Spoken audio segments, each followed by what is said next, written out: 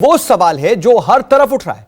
कोई इसे राजनीति बता रहा है तो कोई कुछ और, लेकिन आखिर असलियत इसके पीछे की है क्या?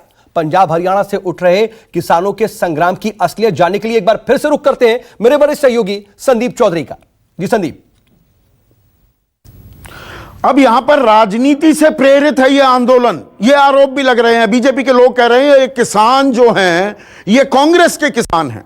ये पंजाब में हरियाणा में ही आंदोलन क्यों हो रहा है, देश के बाकी हिस्सों में आंदोलन क्यों नहीं हो रहा? अब यह भी समझने की जरूरत है। आपको हमने पहले भी बताया है, शांता कुमार कमेटी रिपोर्ट थी 2015 की, जिसमें साफ कहा गया कि देश में सिर्फ 6% किसान ही न्यूनतम समर्थन मूल्य पर अपनी फसलों को बेच पाते हैं, यानी कि 94% वो कम दाम पर बिक रहा है। ये तो एक नॉर्मल कॉमन सेंस की बात हुई। अब सिर्फ हरियाणा या पंजाब के किसान ही आंदोलित क्यों हैं, यह भी समझने की जरूरत है।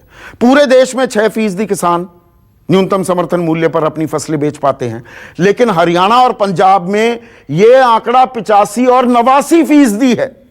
80,000 करोड़ की खरीदी हुई धान और गेहूं की पिछले साल 2019-2020 में पंजाब और हरियाणा में। तो आप कहेंगे फिर इसमें राजनीति क्यों आड़े आ रही है? दरअसल इसमें खेल क्या है? देखिए, बाकी हिस्सों में मंडी व्यवस्था या तो चरमरा गई है। अब आप बिहार का उदाहरण लीजिए, 2006 में एपीएमसी एक्ट हटा दी गई थी, वहां मंडियां ही नहीं है। कहने को वो एफपीओज बने हैं, वो भी कोई काम नहीं करते। आप जाएंगे, किसी को भी अपना माल बेचेंगे, मक्का 1850 रुपए प्रति क्विंटल का न्यूनतम समर्थन मूल्य है, 850-900 रुपए में बेचकर आप वापस आ गए। हरियाणा पंजाब इस मामले में जुदा है, क्योंकि ज्यादातर जो आप अपनी पैदावार, मैं खास धान और गेहूं की बात कर रहा हूं, बाकी चीजों की नहीं, वो आप मंडियों में बेचते हैं और वहां पर आपको दाम मिल जाते हैं। अब यह मंडी व्यवस्था अगर खत्म हो जाती है तो किसान कहां बेचेंगे?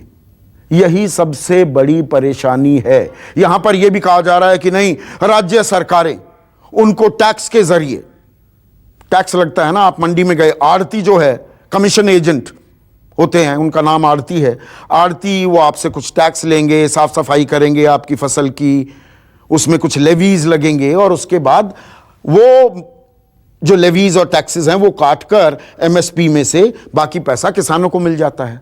और इसके चलते राज्य सरकारों को जी कमाई होती है, और राज्य सरकारें ये कमाई ले जाने नहीं देना चाहते, इसीलिए किसानों को उकसा रही हैं, भड़का रही हैं, बरगला रही हैं। लेकिन यही आड़ती, यही बीजेपी इन आड़तियों के बारे में जब विपक्ष में थी तो क्या कहा करती थी? सुषमा स्वराज हरियाणा से ही आती हैं, अब स्वर्गवास हो गया। जब वो नेता प्रतिपक्ष थी लोकसभा में, तो उन्होंने क्या कहा था कि आड़ती तो दरअसल एटीएम हैं किसानों के, कभी भी जाकर किसान उनसे पैसा ले सकता है। अब ये कारोबारी आ जाएंगे, सूट बूट वाले लोग आ जाएंगे, इनको तो किसानों के कुर्तों से, धोतियों से बदबू आती है, ये इनको पैसा क्यों देंगे? तो यहां पर खेल ये भी है। और पंजाब और हरियाणा थोड़ा अलहदा कैसे हैं, जुदा कैसे हैं बाकी राज्यों से, यह भी आपको समझने की जरूरत है। तो ना सिर्फ किसान आंदोलन और ये कृषि बिलों की पूरी एबीसीडी आपने समझी, बल्कि इसके पीछे राजनीति है या नहीं है, किसान परेशान क्यों हैं, ये भी आपने अच्छी तरह से समझ लिया। नमस्कार, मैं हूं संदीप चौधरी।